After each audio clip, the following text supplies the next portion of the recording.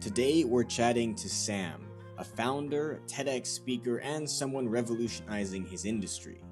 The transition from education to real life is broken, but what do we do about it? And realizing that, okay, you know what, this is something that I wasn't planned for, but this is going to be my life now. What can I do to still achieve the things and the vision I had for my life in the future? How can I adapt my life to make sure it still happens? And that's the mentality that allowed me to start to sort of switch on. But I had to grow up pretty fast. Trying to help get really talented young people recruited made me understand some of the natural skill sets, which I think companies should value more. I think our generation are really good at finding the smartest way to get things done, because we may be naturally more lazy, quote unquote. But it's not actually more lazy, it's just the fact that I think time and having time to decide what you want to do is more of something that we treasure from a younger age, and we want to protect majority, but it's such a massive range of degrees now, which really don't have a demand in the market. It's just for the love of learning, right? Where you study them and you don't get a job in that industry because there's any jobs, or you just don't get a job at all. You're not really taught to understand yourself as much as you should do, in terms of being able to identify what are your natural strengths, being able to be honest with what your natural weaknesses are, be nurtured on what your natural strengths are, and just work on how to mitigate the weaknesses.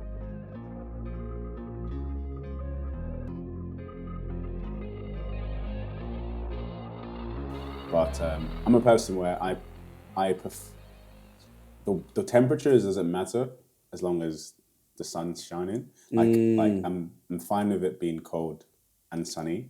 I'm not happy when it's not sunny and even cold. if it's warm. And if it's even not sunny and warm. I think the sunshine is what brings the positive and the endorphins out more than the temperature. I've been thinking about this recently. I'm wondering if this is because if this is hardwired into us for a specific reason. You know, if we trace back, why we do certain things. Why do we have anger and aggression? Why do we have sadness? Why do we have happiness? Why do certain things release chemicals that they release? Usually to encourage us to do things we need to do to survive and or thrive. Like, what does the sun give us? Maybe it's just the fact that we needed to get out of the cave. Well, it gives us vitamins, vitamin D. Well, yeah, but then why? Like, why did we develop to take vitamin D from the sun? And I'm just thinking, if you're, so let's say we're all cave people and we're comfortable in the cave, but we're not happy unless we leave the cave, because outside of the cave is the sun. Then we're biologically rewarded for leaving the cave. Does that make sense? I'm just like, why does the sun make us so happy? Yeah. Well, I think it's the two things the sun provides, like light. So we have the ability now to create artificial light, right?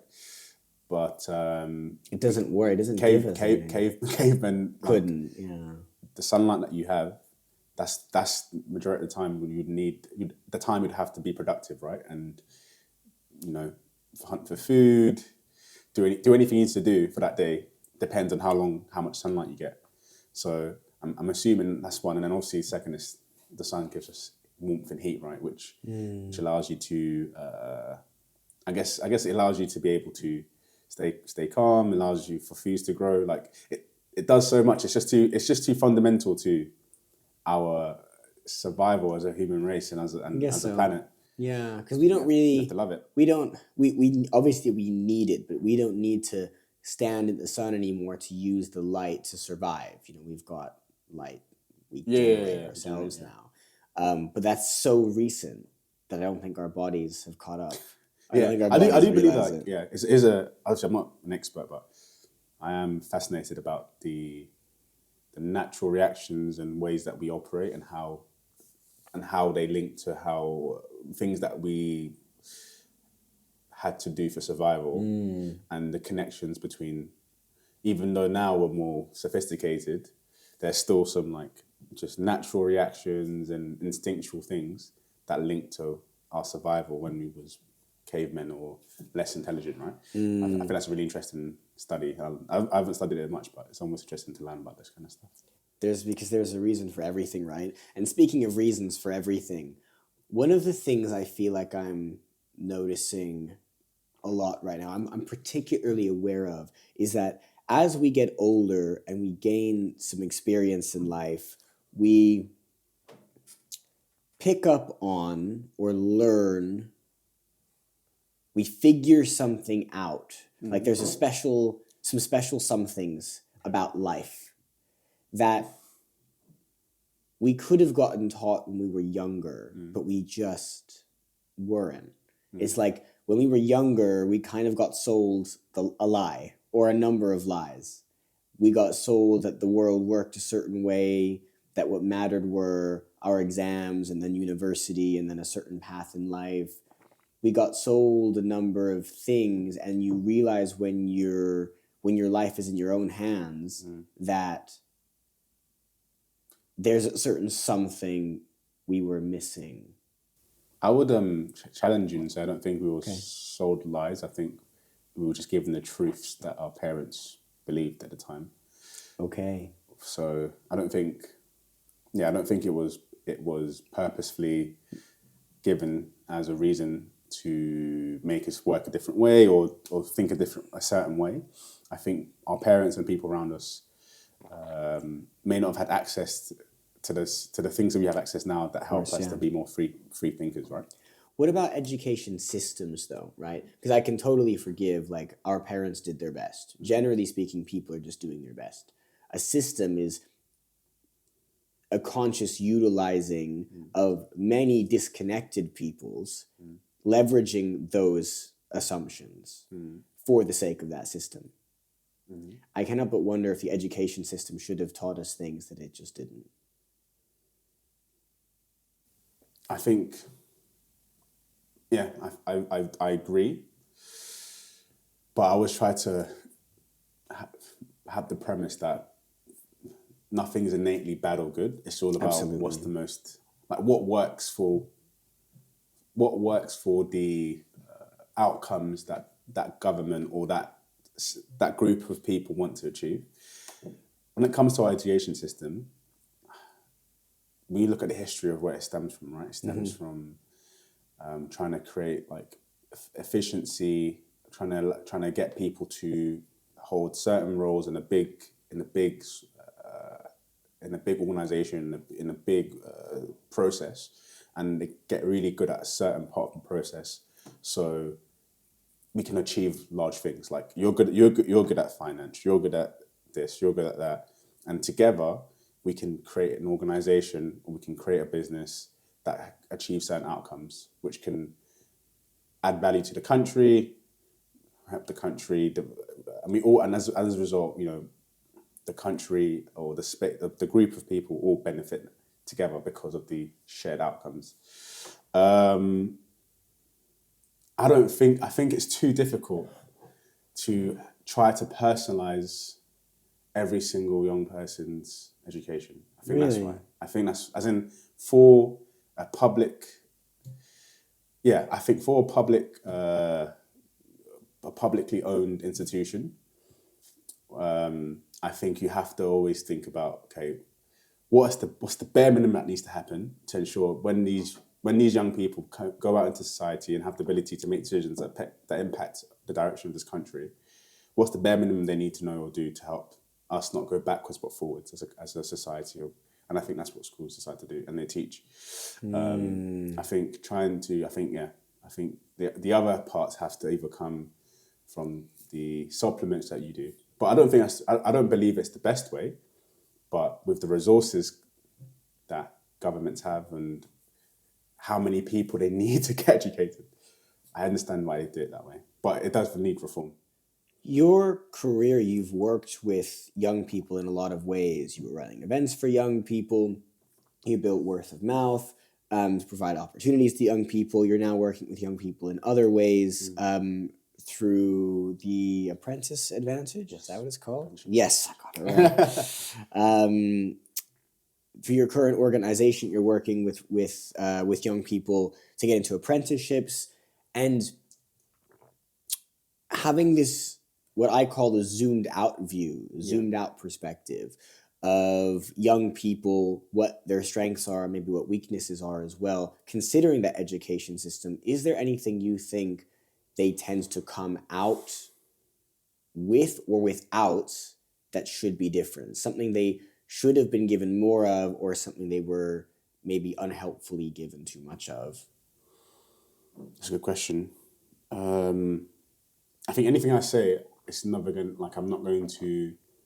It's not going to apply as a blank statement. I'm only going to speak from my experiences and what are the averages or the common thing that people see. Absolutely. Right? I appreciate that. There's no blanket solution to everything. Yeah. I totally agree. I love that. Good. Okay, I think based off that, let's say at a secondary school level, I think that's where I think some of the most formidable years come within like 11 to 18, so secondary school, sixth form. I think that's where, as a young person, which are teenagers, right, you have a lot of change that happen, and sometimes some of the decisions you make do tend to have an impact on at least the direction that you're going to go on.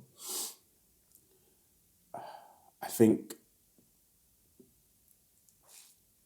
young people at that age, then you're not really taught to understand yourself as much as you should do, in terms of being able to identify what are your natural strengths, being able to be honest with what your natural weaknesses are, and as a result, be nurtured on what your natural strengths are, and just work on how to mitigate the weaknesses so they don't become something that overpowers you in general. I think because you learn a range of things, unfortunately, even if you're naturally good at one or two things, which human beings are, I think human beings are, our brains are wired for us to be able to become specialists. Like, it's easier by doing the same things or a range of things over and over again, we become naturally better than someone who has to do multiple different things. Like, the person who does one thing really good will always normally be better than someone who does a range of things okay. I think schools don't support that mentality, and they believe you should be a jack of all trades. I think schools don't, well, not all schools, but from an average, schools don't really support those who want to maybe take alternative paths, as in, not because they don't care about education or they don't care about learning, but they don't believe this is the path that they're being put on is what's going to be best for them. And a good example is apprenticeships, and that being a path someone wants to take post-university instead of going to university, right? I don't think schools promote people to be entrepreneurial, and I think that's always been my, like, the thing that's always jerked me. And I think as a result, you kind of become you can easily become a, like, anti-school person. And I think a lot of successful, or the personalities, right, online who talk about like how school doesn't need teach you anything, like real successful people that run their businesses dropped out of school. I mean, and you heard the stories about the entrepreneurs like Mark Zuckerberg who drop out, whatever. But I think that promotes a mindset of us versus them, where it actually should be a partnership, because you can learn. Things you can learn to know how there is a process of taking an idea and being able to make it a successful. Either it could be just making it a successful outcome is one, but obviously making it a business is second. But there are processes to that can be taught. It's just maybe, I don't know the reason. Maybe government, societies don't think we need more entrepreneurs. They think we need more specialists who will work in businesses, right? But that might be the UK. Maybe other countries are different, but that's my thoughts. Not many from what I'm observing, but I think you make a really good point that, and you kind of alluded to this earlier as well, is this like us versus them mentality. There's no good and bad. There is only helpful and unhelpful. And there is no us and them. We are all in this together. Sometimes it feels like that system isn't preparing us for that mentality. That's my perspective anyway, is like, I wonder if sometimes the system needs to help us learn to be more of who we are instead of trying to fit us into more of who it thinks we should be, because then we shrink from who we might be. Mm. And then we need to spend our older years spending time figuring that out. Mm. Speaking of which, that kind of brings me on to you as a person. I love to understand our guests and who they really are, who they feel like they are, their story. What's your story? Born in Nigeria, but moved like really, really young, like before I haven't had memories, so like 1 or 2 with my parents to the UK. Okay. Do you have any siblings? Yeah. I have Older, 2. younger? I'm the oldest. Oh, you're the oldest, okay. Oldest of 3, so I have 2 younger siblings.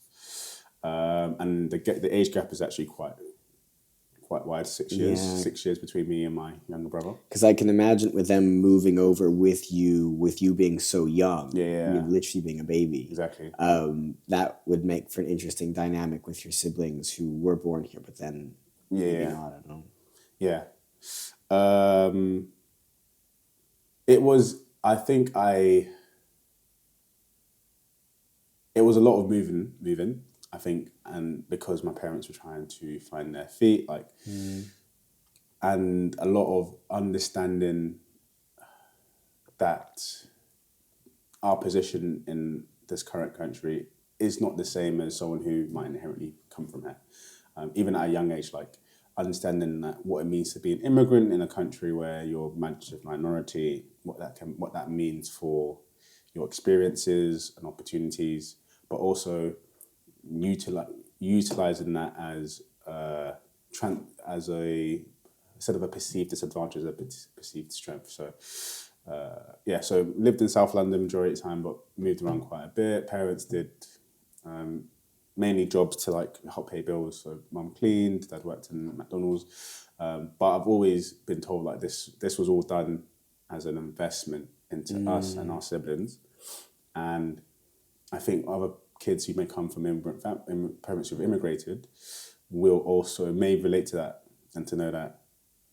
And there's it's a privilege that I may not ever, it's an experience that I may not ever have to experience, the experience of like having lived your whole life in a country, your whole family's from a certain country, and you decided to say, "This, I think my children will thrive better somewhere else, so I'm going to leave everything I know behind and take this risk and go." Like it's a really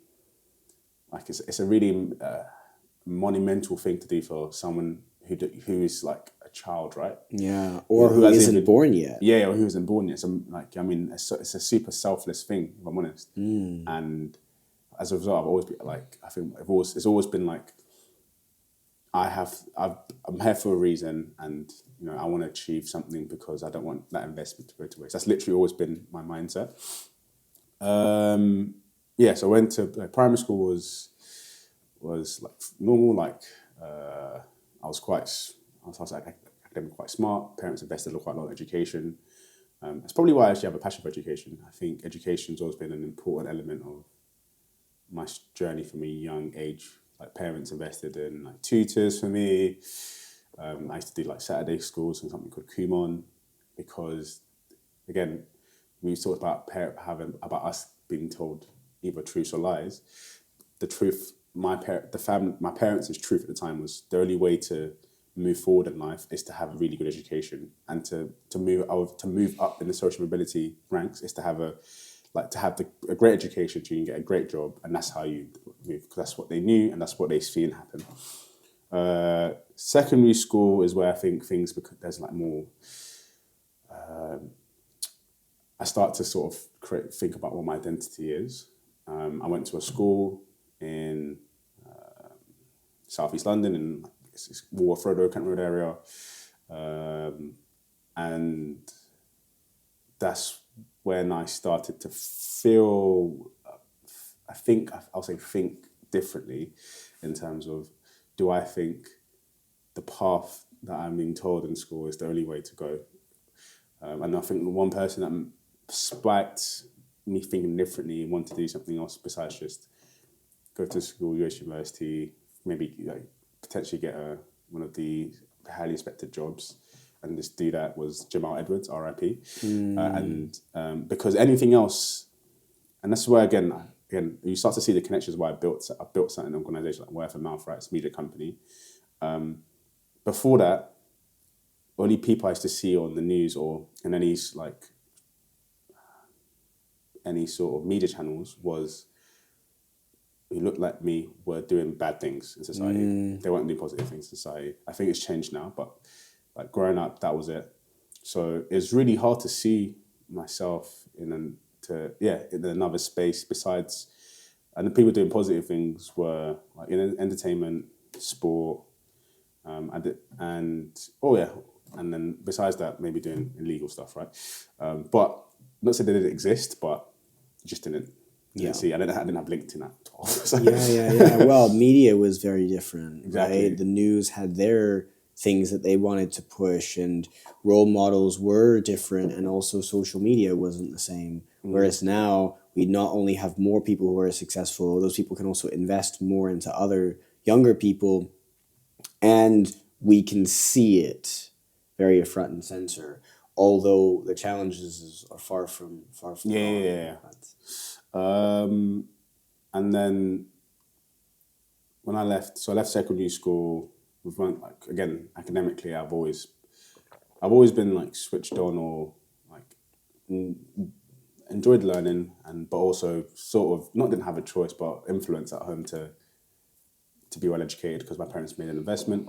But I also knew the massive importance of wanting to build things for yourself and the importance of people skills in secondary school. Do things for myself is, even though my parents invested, they didn't really have a lot of disposable income elsewhere, and I didn't have the newest things that people had in secondary school. The things that mattered in school, right? What phone did you have? What trainers did you have? Sure. Those are things that my parents couldn't afford, and I would either not get the brands everyone had, or I would get something a knockoff, and then and then I decided to start selling sweets in school. Or I realized, okay, you know what, I can actually find a way to earn my own income to be able to. I've heard this story so many times. To be able to get the things I want. Yeah. The main pain point that triggered me was the fact my dad used to cut my hair because he didn't want to pay for a barber, and he couldn't cut my hair.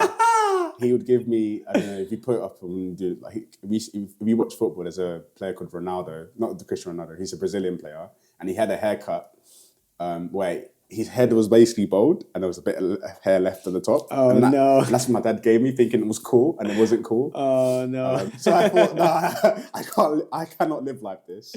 I need to sort this out. So that's what I decided to do. I love that. I also people skills, because even though I think I was really naturally good at getting people to be part of my network. People who were top set, the cool kids, the kids who were bad. Like, I felt like I had a way to just connect with everyone, and I realized that was an important skill. So that's secondary school, and then sixth form is probably where a lot of the things that I do now really show. So in sixth form, the most monumental thing that happened to me is I became a parent, which is, even me saying this, I'll say it's a milestone, because before, there's a certain time where I generally couldn't even say it to anyone because of how much self-judgment I had for myself. As I said, from a very young age, I've been told about the investment my parents made to come to this country to invest in me and my siblings. And when that happened, unplanned, but when it happened and I found out I was going to be a father, I felt like I let them down. I'll be honest, I felt like I let them down. I felt like the plan that I had, the mindset I had in terms of where I wanted to go in life, at the time, I didn't think, I felt like I'd lost it all because of the situation, which is obviously, looking back at it, silly, because I turned out to be fine. And actually, my son Zach being born and him being in my life has actually accelerated some of my the things I wanted to achieve. But at the time, I didn't see past it. So that happened, and then. How did you deal with it at the time? Because you had that self-judgment going through your mind. You still needed to figure out a way forward. you needed to communicate it with the right people, but you mostly kept it to yourself publicly. How did you navigate all of that? What did you do? And then at what point did you finally start to notice yourself emotionally overcoming those original limiting beliefs? If I'm honest, I handled it badly. And like, not proud to say that I was the best. Yeah, I'm not proud to say I did. I'm trying to say, I can say like I could have done things and handle it better, because obviously there's another person who's part of that equation, which is Zach's mum. But at 17, yeah, the way I showed me being unsure and scared was unhelpful. But what really anchored me was like my parents and how they reacted, and my mum, especially when I told her, because before that, like I said, like I wouldn't say I wasn't the perfect child, but the most in trouble and bad things I did was I was the kid who was smart in school but was just a bit cheeky, and that was the most trouble I gave my mum and family. I would say being able to just pass through time going past, and realizing that, okay, you know what, this is something that I wasn't planned for, but this is going to be my life now. What can I do to still achieve the things and the vision I had for my life in the future? What can I do with this new element? How can I adapt my life to make sure it still happens? And that's the mentality that allowed me to start to sort of switch on. But I had to grow up pretty fast. Yeah. Pretty fast, I'll be honest. What I've noticed is those of us that had to grow up quickly often did so because we had to.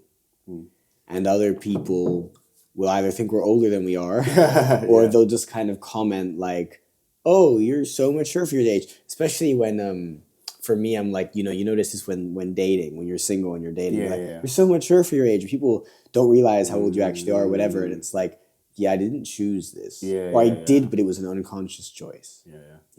And you start to reflect the world that you see, not necessarily the world that is. And the world you see is one that's put a lot on your shoulders. Yeah. It happens a lot, like, obviously, like, even you, like, feel people say, like, the way you carry yourself, like, damn, like, the way you... Exact words. Those exact words. Think, and then because, like, you just, like, this is your reality, so you just think it's normal, right? Because your reality is normal to you. You don't think, oh, like, maybe the average person, other people come across my age, don't have a plan for their life and haven't achieved this and aren't building these things. But I think it can be a blessing and a curse, though, especially when you're in a space where people's stereotypes about you because of age, race, gender, that overpowers their logic to see you as an anomaly. Yes. It sets a low expectation when one of the fastest ways to level up in someone's mind is to totally surpass their expectations. Yeah. And if someone like is super impressed by you and then finds out you're younger than they thought, they're even more impressed. Or if someone kind of sets the bar low for you and then you smash it, they're like, oh, that just breaks their worldview about you in a positive way. Yeah. So you've got this saying in business, under promise and over deliver. Whereas many people do the opposite. They over promise and under deliver. And then so you set a false expectation. If you're going to set a false expectation, do it such that the bar is low. But at the same time, I think because their reality is like, when I was your age, I didn't think like this. I was like, that's what I hear all the time. Like, oh, when I was your age, if I was your age and I had this, I would be X, Y, Z position. And then that makes you realize that they actually have preconceived notions already about what is the boundary that they think you can get to at your age in terms of leadership, progression. And they won't say it, but like, it showed, like, and you see it because, like, it's really rare that you see someone who probably is really talented and could be a manager or leader of people older than them, but maybe because those paradigms aren't shifted yet. Like they won't make it happen, even though logically it should happen. Yeah. I think that's why I'm saying it's a curse. That's that part, which has happened to me before. There's always the knife edge, right? Hey everyone, I wanted to take one quick sec to talk about a new partner that I am so excited to announce I have on the show, an agency called Untapped. Untapped exists to put your brand in the world's pocket with beautifully crafted, high-impact mobile experiences. They've worked with brands like Barclays, EA Sports, American Express, and even the UK government. They're known for creating powerful apps with intuitive, seamless interactions that drive customer engagement and elevate brand recognition. But it isn't just tech development. Their expertise is bridging phenomenal quality technology with beautiful design to create the highest quality product possible that takes your users on a real journey with you. You may remember Will, the founder of Untapped, from episode 13 of the podcast. If you haven't heard that chat, I highly recommend it because it shows you what kind of no-nonsense, sleeves-rolled-up kind of people he and the team he's built really are, and it reflects in the kind of work that they do. They want to make their clients' work recognized across their industries and drive real game-changing value, something I've personally experienced and appreciated working with them myself. For businesses who want to take this next step in their journey, Untapped can help with everything from tech creation to brand design to product marketing and so much more. All right, the links are down below. Check it out. And now back to the episode. Our responsibility to ourselves, I think, is to take the gifts for what they are and magnify those, and to kind of let the part that we call a curse go so that it's no longer a curse. If we frame it as a curse, it will stay a curse, right?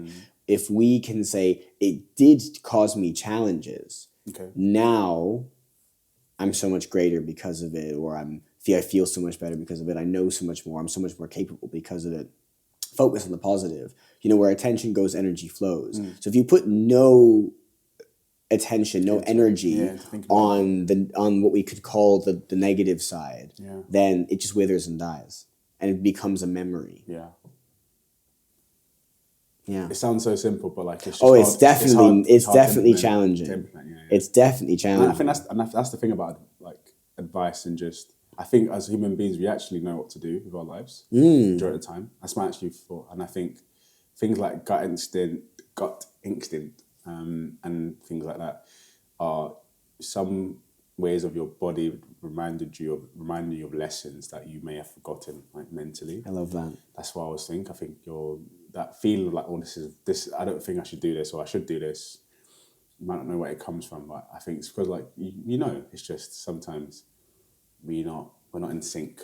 Or sometimes it's just hard to do the right thing. Or it's difficult to do what you're meant to do, right? I do really think that the world sends us little signals and we don't always listen to them. Sometimes the signals aren't logical signals, they're gut signals. One of my past guests told me that the Australian Aborigines, they have a belief that we have two brains. Oh. The first brain is the gut, and the second brain is the brain up here. I didn't know that.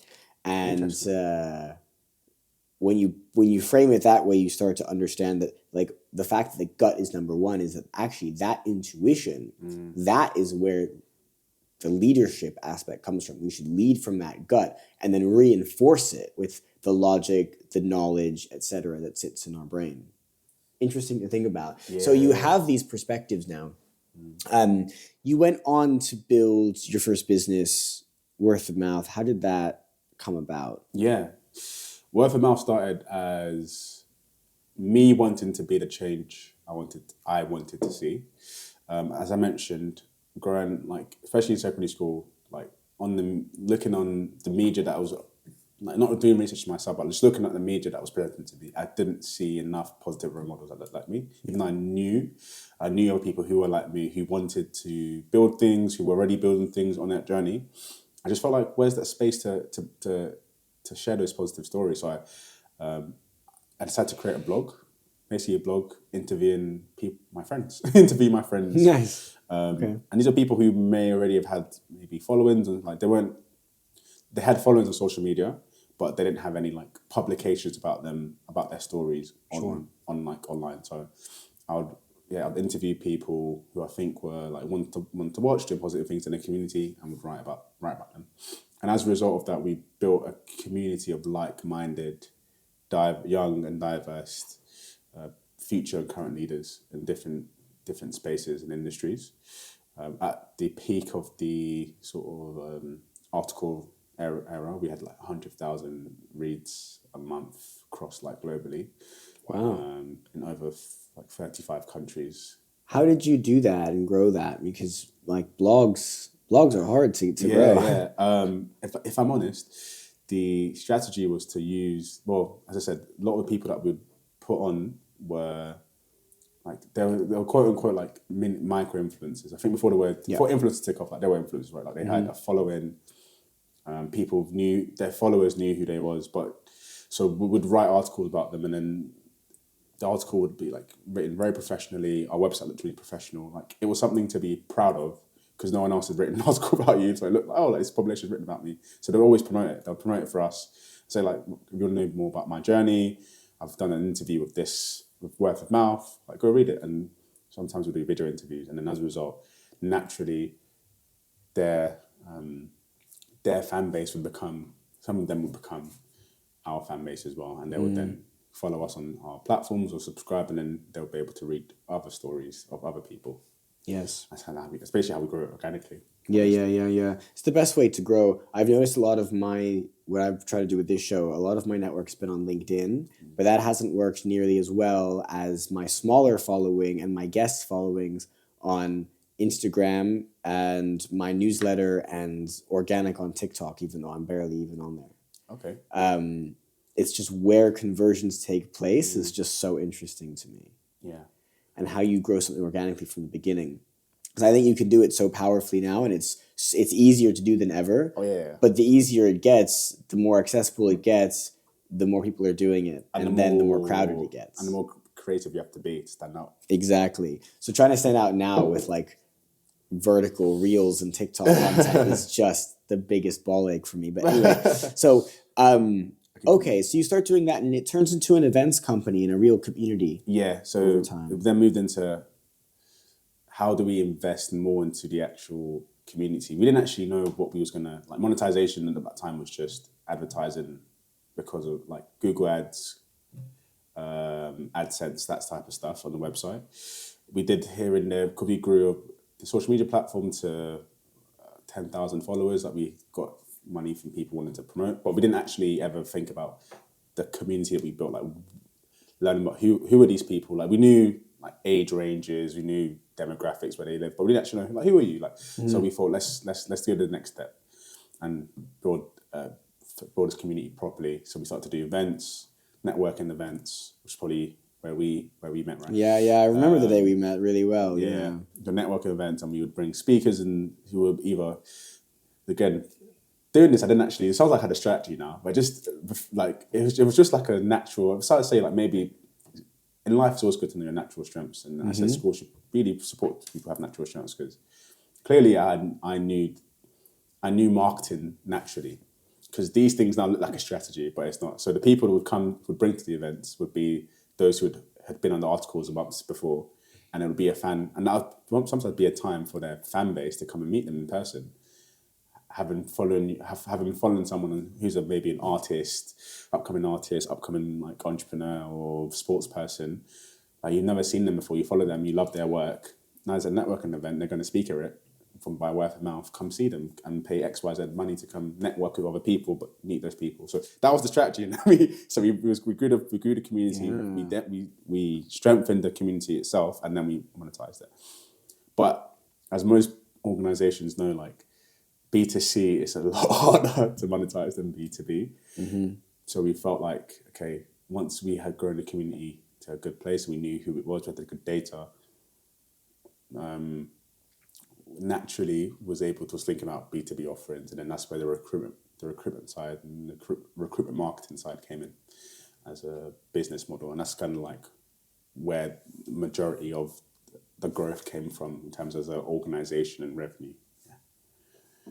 From there, did you notice anything that the young people that were coming to these events, this community you were building, anything they particularly needed?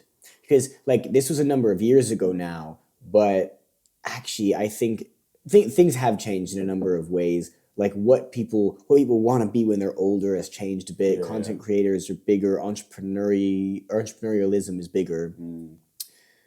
And certain challenges are worse now. I do think it was also recent enough that we can understand how we got to where we are now from the challenges that were present then. So, I mean, what were the biggest challenges your community was having? What did they want the most? What did they need the most? Everything from things they reported they needed through to just skills that they either had or didn't have. What they needed, one was a community. So before the events, the community wasn't it was a one-way street. Like it was basically a glorified email list, and we'll send, like we'll talk to you, and you could talk to us, but you couldn't talk with each other.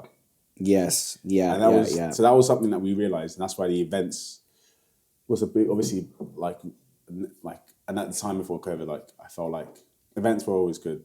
We probably, looking back, we could have started some sort of group chat, some sort of Discord to help maintain that, but we felt like at the moment events was a high impact way to do that. Okay. Second thing was,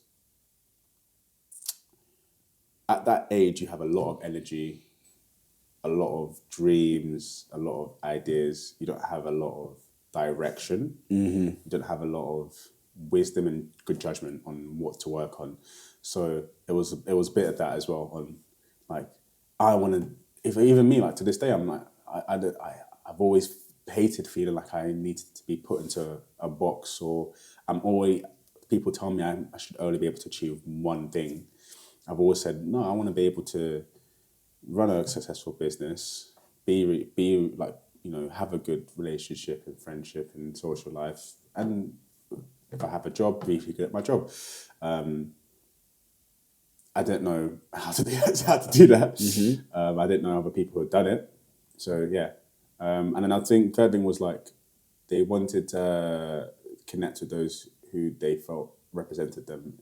Like being able to find people in similar positions or people in places that you want to be in, who you could represent, who felt like represented you, and that's more than just your ethnicity. That's actual lived experiences. Was also something they wanted. Like, if your parents are immigrants, if you grew up working class, like those are experiences that transcend your ethnicity, transcend other things. This is so interesting because I think this reflects where Gen Z grew up to be, which is trying to represent those things, but also demanding more of it from society. At the same time, often what you want the most is what you're lacking the most. So we most want community in a time when we've been the most connected, quote unquote, we've ever been. That's interesting to me as well, because does that just reveal that we're not very connected online? And we know this, that loneliness is higher than it's ever been, things like that. I kind of worry about our generation because sometimes I'm going, like, I can talk to anyone. I can start a conversation with anyone on the tube. Like, you're on the train in London, you're on the tube, no one's talking to each other. And you'll see younger people, even people older than us, but they're maybe Gen Z or not too far from our age, they don't want to look anyone in the eye. They always looking at their phones. It's the quick response. Even the other day, this happened to me. I was on the train. I cut my finger and I needed a tissue. So I asked someone next to me. This person wasn't young, like a young person. They were probably in their 30s or 40s, and it was the same thing. It's like we're awkward. They're just, it's weird. It's this like singular awkwardness, it's as if you're in your own little bubble and you're terrified of anyone piercing it. It's really hot, and like, this can go into conspiracy theory now, but like, as with an intermediate, that wasn't the case before the phone or before these platforms. Like, I think we look at our parents, right? And I think our parents probably will be able to speak to people and build in-person relationships with strangers. Whereas it feels like now we need an intermediary and we need an app or something. Yeah. Like we could be like, me and you could be here, but I would feel more comfortable to text you if I don't know you, or than to speak to you directly. Yeah. Is there a reason why we've created a necessary intermediary to help us connect with each other? I think I don't think it's a conspiracy theory at all. I think you're right. I think what happened, it was accidental.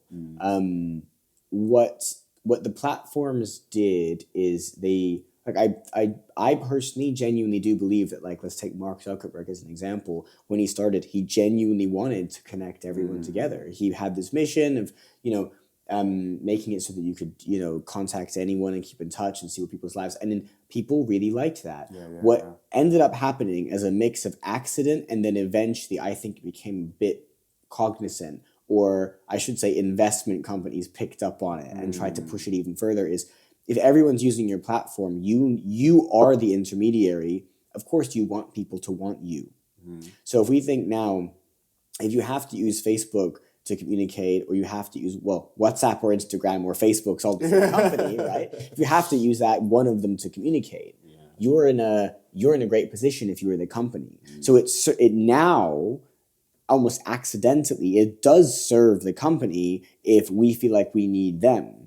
And so it's created a new business model that did exist, but it didn't exist until we had scalable tech the way we have it now, of needing a platform to do things. So, like, almost all dating takes place on an app.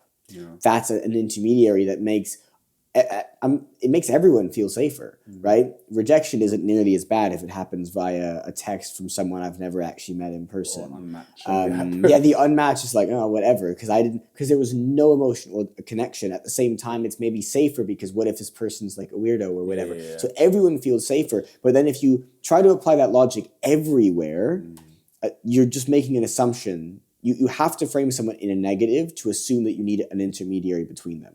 So when you do go meet real people, everyone's already framed in a negative for you. And that's just such a dangerous mindset to get into. Because now, what if this person who cut their finger and needs a tissue next to me is like a serial killer or whatever? And it's like, what? But sometimes you just, maybe it's because we live somewhere like London as well. I do think London's worse, but it's sometimes you just feel like, am I a leper, or is everyone just really awkward and in their little bubble? Because that's a level of being afraid of the world that doesn't serve anyone, except to temporarily feel safe, or a company who can leverage it. No one else really benefits. The individual definitely doesn't benefit, because you just end up feeling lonely. And I'm happy. I don't know what, again, I could probably think about where it stems from, but like, one of my natural strengths, and it's something that people see and say, is like, I'm a natural people person, and I'm naturally good at networking with people, like, who are like me, who aren't like me. Like, I'm proud, and I'm proud that I'm able to find common ground in the majority of people, no matter where they come from, because I think we all have something we can relate to, like. So I'm happy that the apps don't faze me. Don't faze you. Good, man. Look, good. Me too. I used to be fazed by it all a lot more, and now I'm not. And I just feel so much freer as a result. I do worry a bit about our generation, though, as a result of so many people needing it. Amongst other things. So that's why I ask, is like, what do people need the most? But then with every curse tends to come a gift, right? Your greatest gifts are also your greatest curses. Your greatest curses can be your greatest gifts. So the flip side is that young people understand a lot of things, and we can understand new things a lot faster and more powerfully, I think. And I wonder how much of that you saw. Like, the people around you, or even just the community itself, from my outside perspective, must have been really inspirational and really insightful. So I guess I'm wondering what you learned that younger people are really good at, and how it felt to learn that, to know, like, oh, I'm a part of this generation who's doing these things, we're seeing these things in this way.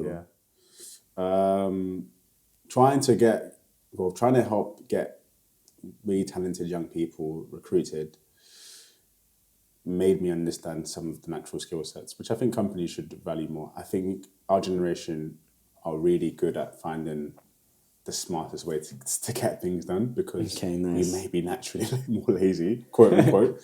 But it's not actually more lazy. It's just the fact that I think time and having time to decide what you want to do is more of something that we treasure from a younger age, and we want to protect.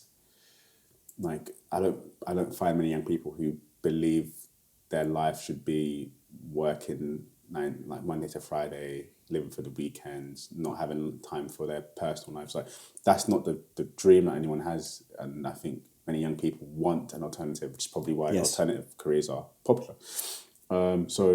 But whilst you're trying to build that, like you have to think about, okay, cool, like how can I get as much done in the time I need to be somewhere, so then I can have the time I have to switch off, I can switch off.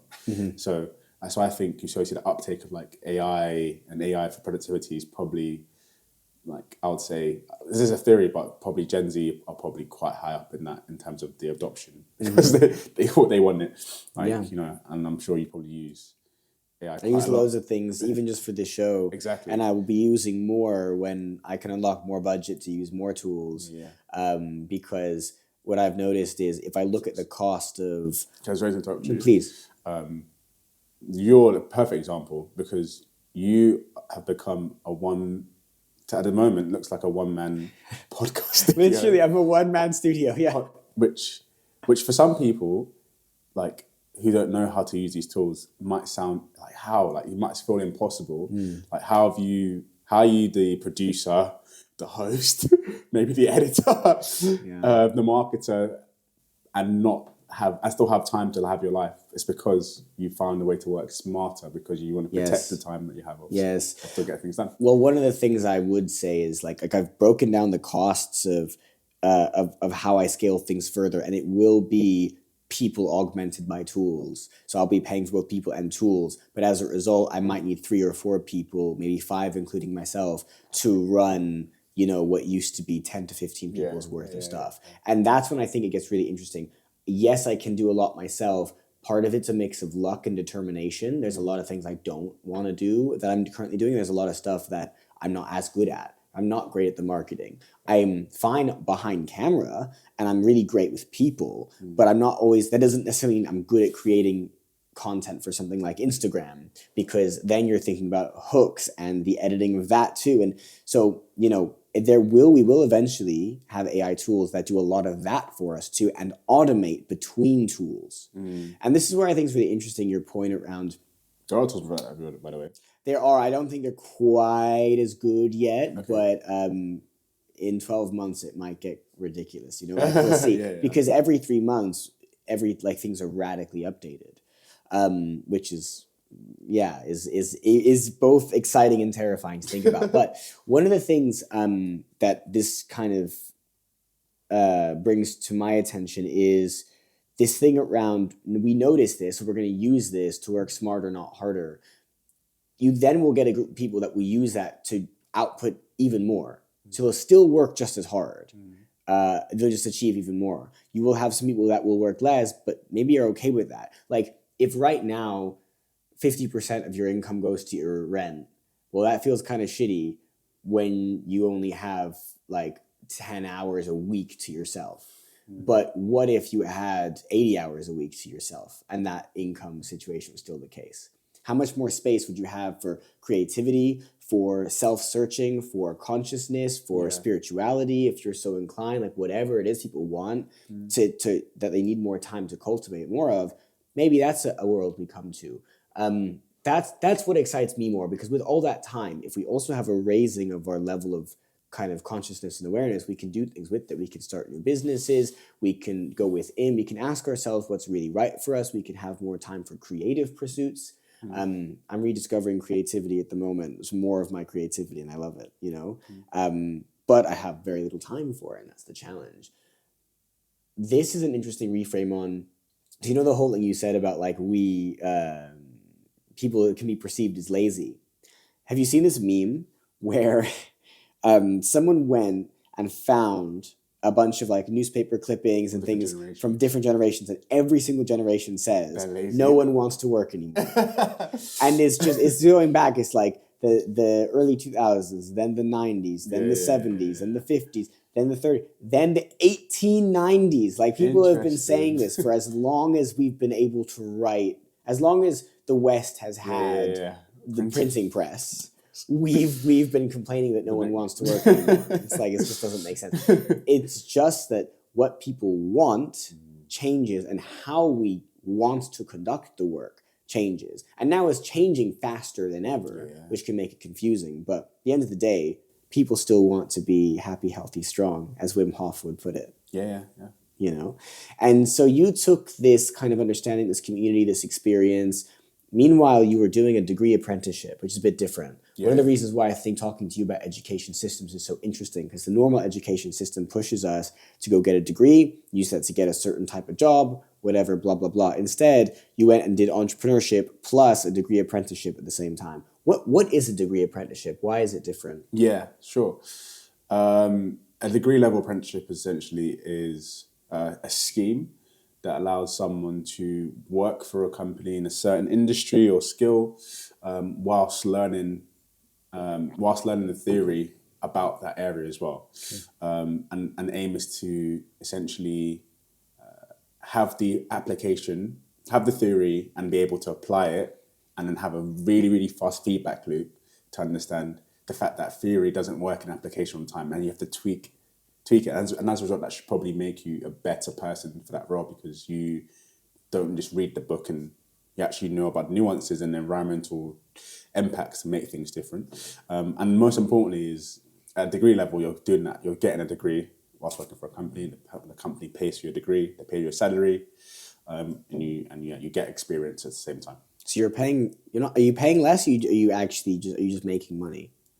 What are you saying? So as in, like, a degree has a tuition cost. Yes, the company pays the tuition cost. Okay, and they pay you too. And they pay you a salary. Not obviously. It's not probably not much. In London, the average apprentice for most companies are like between 18 to 20,000, and most a year. And most people, well, I started at 18. Living at home, maybe supporting some bills. Majority of that salary was for me to save, right? And at 18, you're seeing in between 1,200 to almost £2,000 a month. It's not a bad salary for 18-year-old. No. I mean, this just sounds like a no-brainer. Yeah. What are the limitations?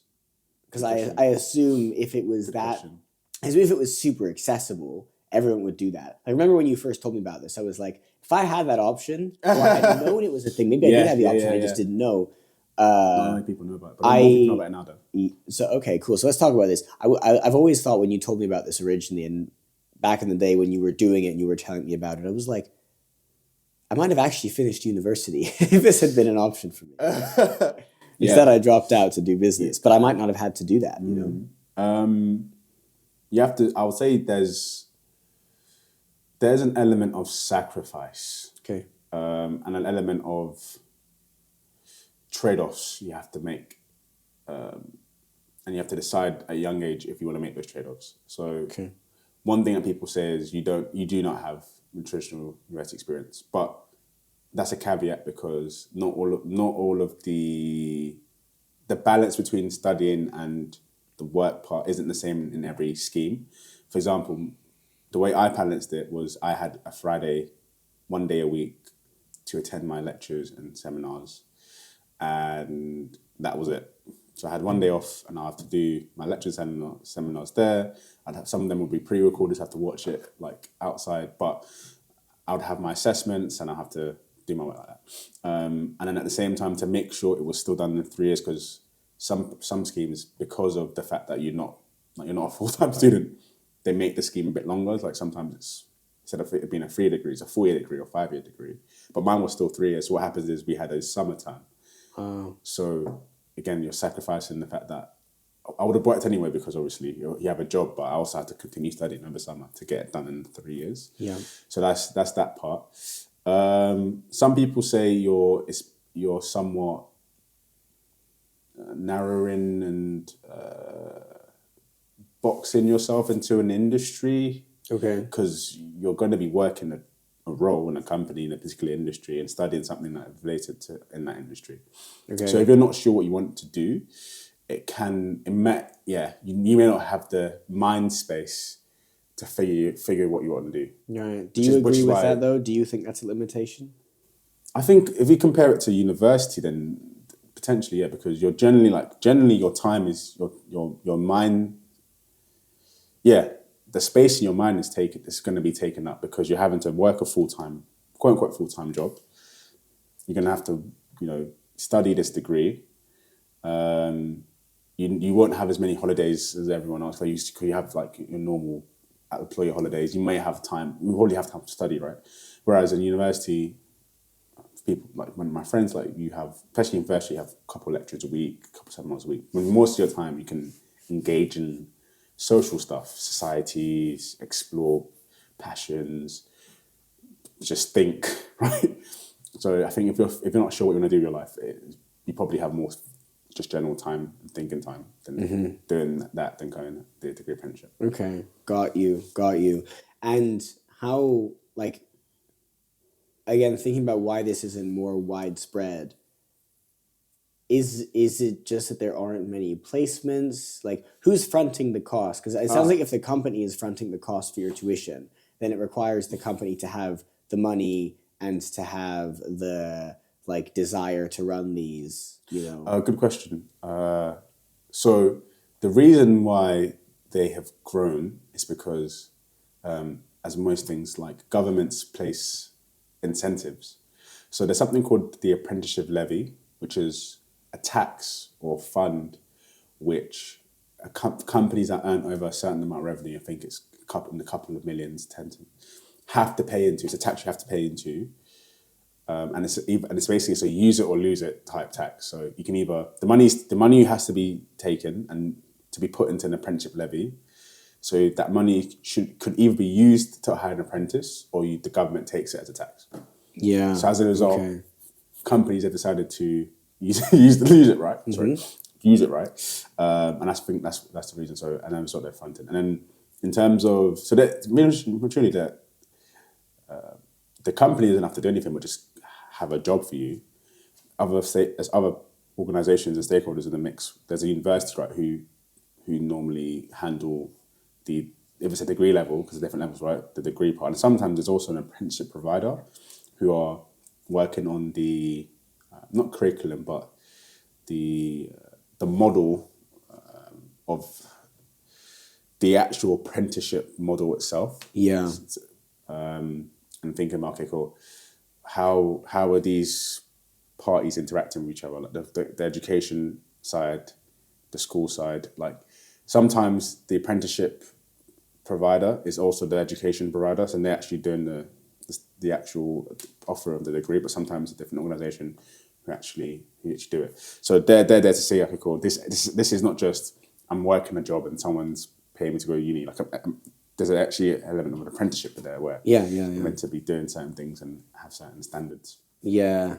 So it puts a lot of pressure on someone, but again, we just talked about where Gen Z is at. Yeah. That might be perfect. It's like there are some people that want more to do, and I can't help but wonder if when we combine this as an updated education system plus these applications of AI plus tech that we're going to see in the next 5 to 10 years, we just have supercharged teams that can grow. And I feel like the reason why I'm so passionate enough to literally start a business and a venture in this space is because it just makes sense in so many fronts. One, it makes sense to the fact that nowadays, because there's been a spike in the amount of students who do degrees, the quality of having a degree isn't as high. Yeah. It depends, right? Sometimes it depends where you got your degree from, if it's like a top university, and also it depends what you studied, right? But it's such a massive range of degrees now, which really don't have a demand in the market. It's just for the love of learning, right? Where you study them and you don't get a job in that industry because there's any jobs, or you just don't get a job at all. Because there isn't any jobs. Yes. However, for apprenticeship, you have a job from the very beginning, and you're building the experience from the very beginning, while still learning the theory, so you can get get upskilled, right, the technical stuff. But after 3 years, you've got 3 years of experience. Whereas someone who's just finished university has, unless they've done internships with someone, they have technically have nothing besides maybe the odd jobs they do, right? And what did it do for your life, doing one? How would you say it changed your life? It allowed me to support my son, one, because I had an income, and I could, I didn't have to. Two, it allowed me to support. I'll say support my parents, but and I'll explain. In terms of like, my parents always knew that most child's one of the biggest costs is like mortgages, and then obviously maybe getting them to university. They were saving money, working extra hours because they knew I was going to get up to that age. Me not having to pay for university or pay for any of the them not have to pay anything for maintenance fees, saved them at least $9,000 a year. Or saved you the debt. And saved me the debt, right? Allowed me to have an income. I was able to save and do things for myself. Allowed me to meet really influential people who have also impacted my life. Like my first really senior mentor was I met at my apprenticeship. So I worked at Pearson. Pearson is like the largest education company in the world, and they sell qualifications. And the CEO at the time, he mentored me because I was in a room and I took opportunity. I asked him that I would not have had that chance, I don't think, if I went to traditional university. I've been able to give a TEDx talk, been able to be featured on news articles. These are all things that happened because of that. And also, I've just got a really lovely network of people who I've met across different industries, who are different levels in their organizations. But I know so many people who work in companies because I started working in one at a quite young age. Yeah, the dominoes start to fall one at a time, and you don't necessarily know what path you're driving down at the beginning, what dominoes are going to fall as a result. Yeah. So the only thing we can do is be as aligned to what is best for ourselves as we possibly can, and knock the right dominoes. Yeah, exactly. And hope it work. Let's be honest. From the minute you start primary school, what are you being prepared for in this society day and age? Like, you're being prepared to be able to stand on your own 2 feet, to contribute to society, and become a contributing member of society. What does that mean? Job, family, house, whatever. So, but job is one of them, right? So if we're being prepared from the very beginning of school to eventually get some sort of income to contribute to the country or society we live in, why wouldn't I accelerate that process by starting an apprenticeship? Yeah. And potentially increase the probability that I do that instead of me.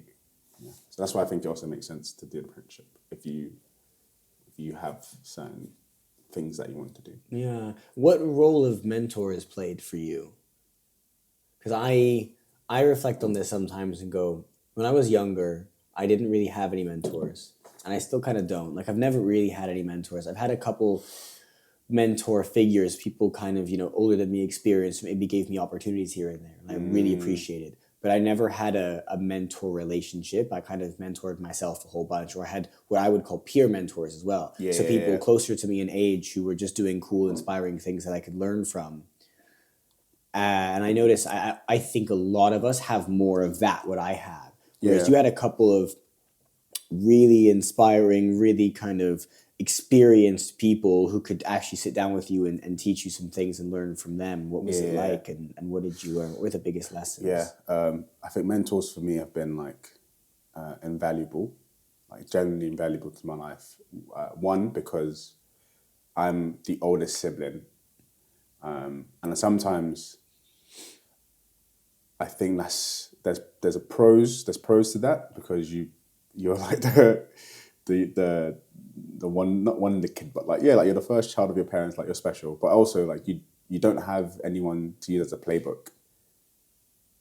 And I really wish I had that, because there's so much things I probably could have learned. So I think mentors basically filled that gap where I didn't have anyone older than me who I can ask for advice besides my parents. Sometimes you want you want opinions out unbiased from your parents, because your parents always love you and they might not give you the best advice because they love you. I mean, not the best, but they might give you the most unbiased advice that you need because they love you.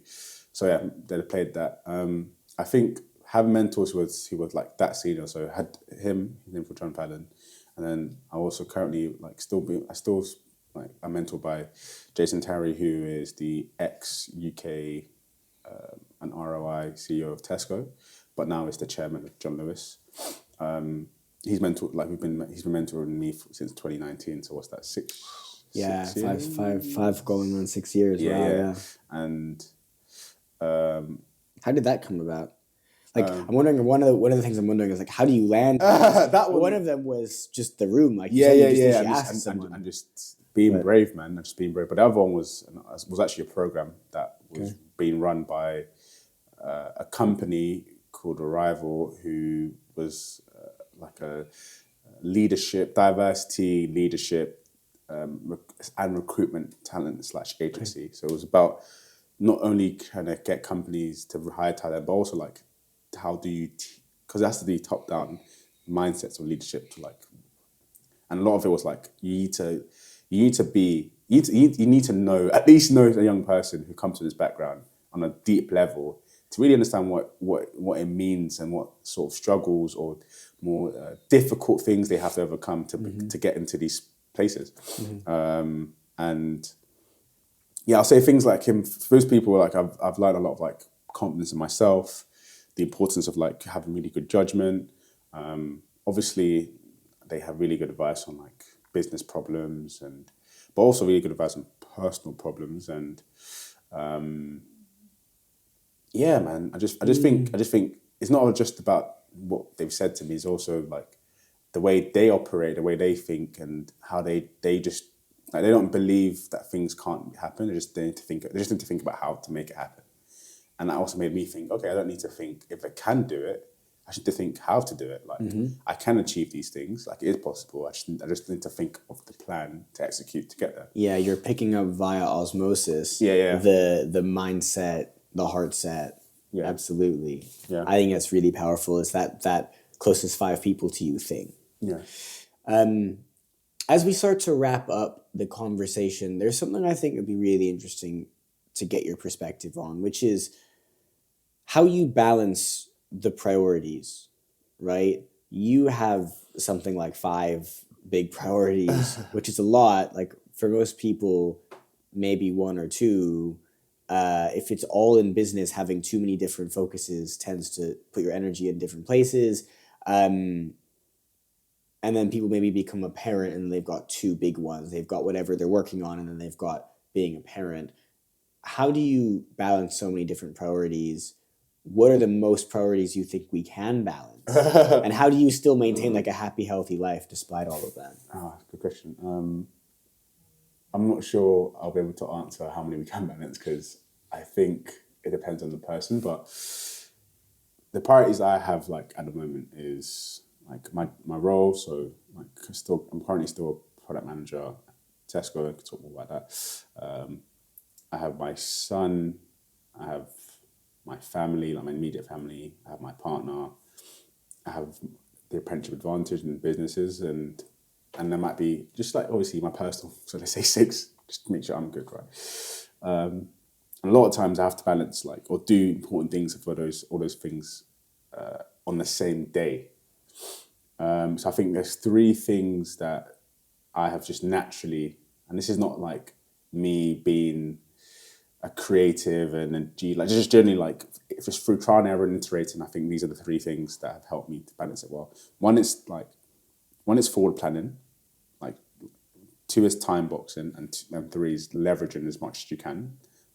So forward planning means forward planning just means having like as much as you can a routine, as much as you can planning and being able to know what the future to a certain stage looks like. So I have to like every weekend, like every Sunday, I at least at a high level know what my week looks like. What are the important things I need to do for each of these areas?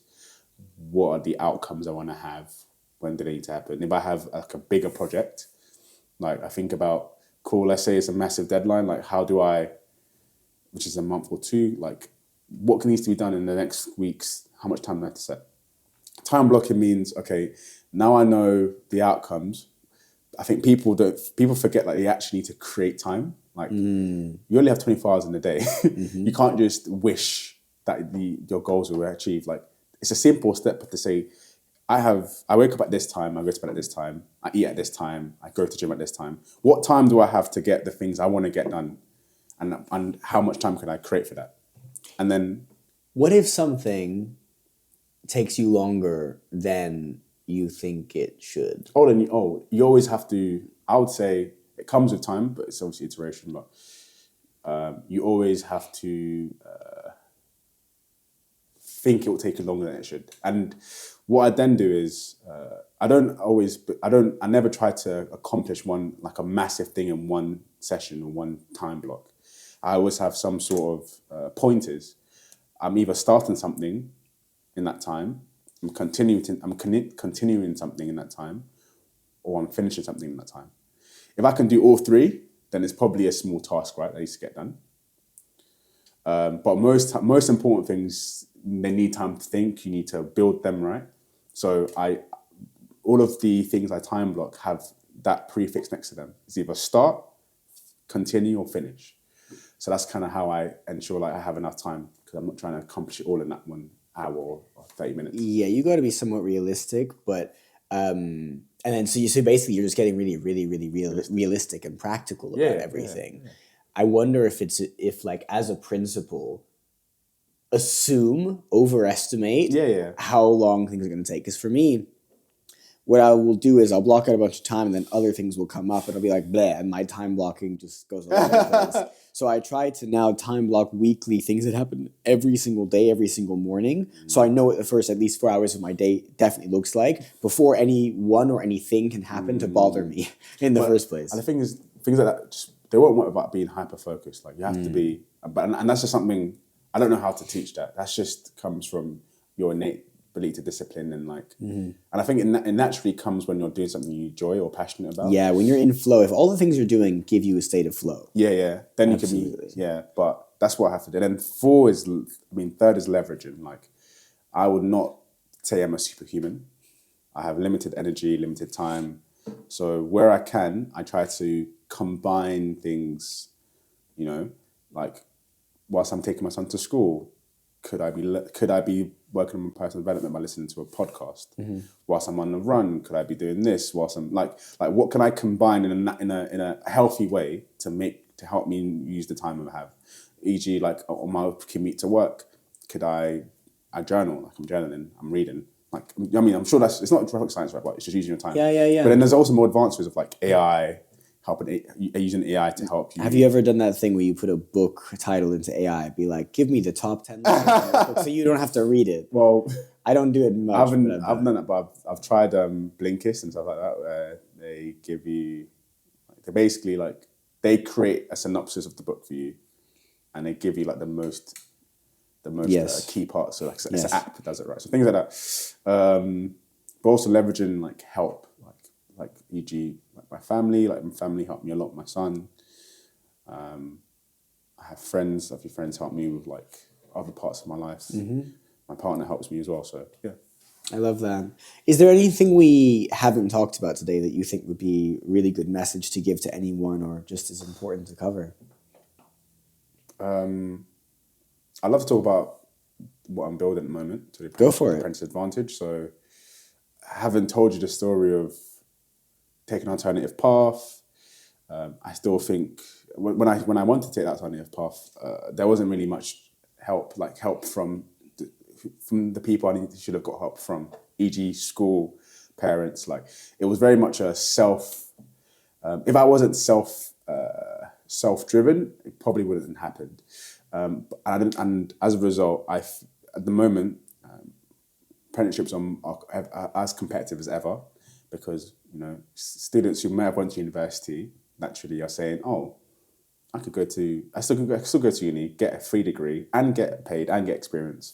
Like I'm going to go for this," because apprenticeships were primarily made to help boost social mobility. Yes, people who weren't going to go to university. Yeah, or who may not have landed those roles, or may have been overlooked. But it's really basically they're super competitive now. Some of them as competitive as getting to Oxbridge because of how many spaces that they are and how many applications there are. Oh man, yeah. So what are you doing about this? So we are upskilling young people by creating personalized programs, and we're doing this in schools and out of schools. And our aim is to help them land these competitive programs by giving them the skills that they don't have, personalizing it to the level that they need and help they need, and then bringing those with lived experiences to come and give them insights that they may not have access to. Simply put, yeah. And okay, cool. So you're partnering with the schools, and are you partnering with the companies that might be running the apprenticeships as well? Yeah. So we're very much focused on like the impact part, but companies obviously will want to access who will help them, because we're basically preparing the best candidates you can get through these programs. So a talent pipeline for them. Essentially, yeah. So that's what we're doing at the moment. Got you. Cool. And are you excited for a future where we've got hopefully more of these apprentices, more of them upskilled and ready to make use of it, and also thinking about where technology is going to overlap as well? You know, what do you think the future looks like? Yeah, well, some of the key issues even is the fact that there might be, depending on the person who gets hired, there could be a long time to value, right? Where it's a time where this person comes in and there's the point where they actually start to benefit, you know? So we're looking at how do we help companies close that gap and ensure, like, as soon as we possibly could, the young person, apprentice, to come in and they can add value to the company. I think the future is there being a real competition between traditional university and these routes, and people and universities having to really revisit what degrees they offer, realizing that people realize that these degrees will not be recognized or won't help me to get to where I want to get to, and maybe there'll be a reform, we'll see, and I think AI will play a part in that. Oh man, I'm excited. As much as I'm sometimes worried, because it depends on, I think, the policymakers a little bit when it comes to some of that stuff, and companies need to be prepared for it. Hopefully you're also helping companies prepare, right? Because you give them good talent, make that pipeline, you build relationships with them, and you're helping Gen Z prepare for them, and you're helping them prepare for Gen Z as well.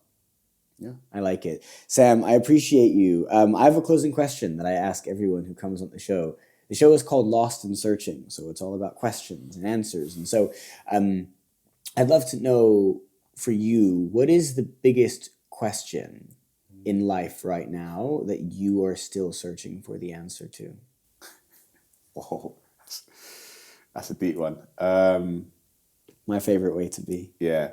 I do have a question that I'm not searching for, but I am wondering. This was one question. Okay. Are we alone? Because I didn't really touch on this, but I'm a very, very, I'm super passionate about cosmology and astronomy. Cool. If I didn't become an entrepreneur, I'd probably be an astronomer. Wow. Yeah. Okay. It's very, I love that. And I really wonder, I've wondered about the universe and what is beyond our planet often. And it kind of scares me, because when you think about the size of our universe, it's scary. In terms of what the remit we play here, it's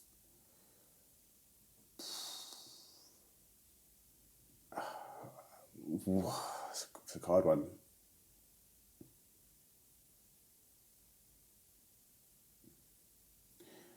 I'm having to rethink a lot of existing, having to rethink why a lot of things that already are, because my son is asking me those questions. So, so I don't know if that's the right answer, but there's no right answer. It's just the answer for you. Yeah. I'm trying to understand the world from the perspective of a young person who experienced the world for the first time, because it happened to all of us, but I don't think we don't remember. Yeah, we take the thing we learned, we apply it as fact, we move on and forget we ever asked the question. I don't remember the the experience of learning things for the first time, like as in like fundamental things about the world we live in. Whereas I'm seeing it happen to my son, and I have a part to play in that, and I'm having to really think about what it means to be. What does it mean to be a good person? What does it mean to be society? Like why does society treat certain people a certain way? What are the most important values that you should have to be a good person? So yeah, those are things I'm trying to explain, even though the reality of what happens in the world doesn't reflect that to my son. Yeah. Oh, I love that, man. It's really beautiful. You have a chance for reflecting on something really important that, a lot of us don't get. I hear from everyone who becomes a parent, who takes being a parent seriously, which is, thankfully most people, that it's the biggest thing that changes their lives, because you now are suddenly forced to open up your perspective much more than you expected and think about things in a different way. And actually, I think children are so intelligent. They ask questions that we, for whatever reason or combination of reasons, lose the confidence and or courage to ask. Yeah. And it forces us to ask them of ourselves. Even if you're not a parent, you're just around young people, teachers of small kids, so primary school teachers must have to ask themselves reflective questions all the time, because they're getting these funny questions from kids. But actually, it's really beautiful. I love that, man. Well, look, Sam, thank you so much for joining me on the show. Thanks for having me. It's been good to chat about some different things today, get reflective about everything from the education system to are we alone in the universe? Probably not, but I guess maybe we'll find out one day. I don't know. Yeah. Cool, man. I appreciate you. Thank you. Thanks, Evan.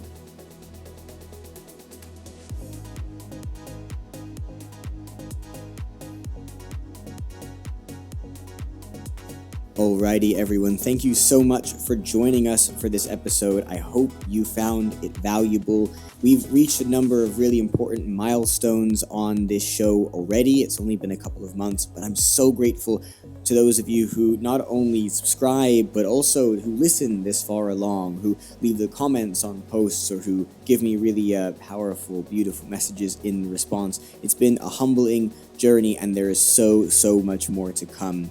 If there's something about this episode and the question that we answered, or any of the learnings that you took away that you want to make sure someone else understands themselves, then please do share this episode with them, along with your reflections, teaching other people something that you learned, passing the information on, or even just writing it down for yourself. All help you retain the answers to this, and any inspiration it gave you even more. That's the purpose of all this, is to give you as much positive, powerful, impactful results as possible on your journey to developing your own inner leader from so many different dimensions, not just the one we've talked about today. So thank you so much for being here, sending lots of love, and here's to your success.